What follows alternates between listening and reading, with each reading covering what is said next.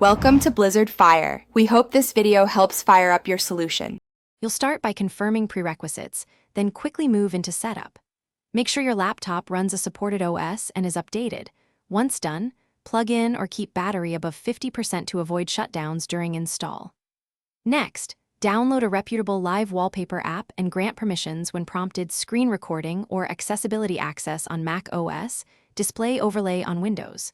Install the app, then open it and accept any security prompts. This puts you immediately into the first configuration screen to choose a wallpaper source. You'll now choose and tailor the wallpaper. First, pick the source type, a video file, GIF, or an HTML5/web-based scene, and import it. Then match the asset to your screen resolution and aspect ratio so edges don't stretch. Use scaled cropping if needed. Next, enable GPU acceleration in app settings and choose a frame rate, 60 for smooth motion or 30 to save power. Also configure behavior. Pause on full-screen apps. Start with OS and set volume or audio handling if the wallpaper has sound. You're finishing the process by applying and testing the wallpaper across typical use.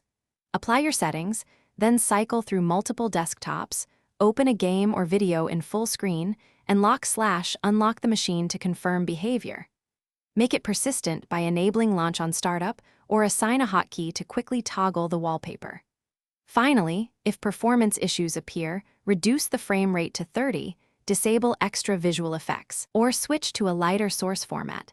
This single troubleshooting step usually resolves stutter or...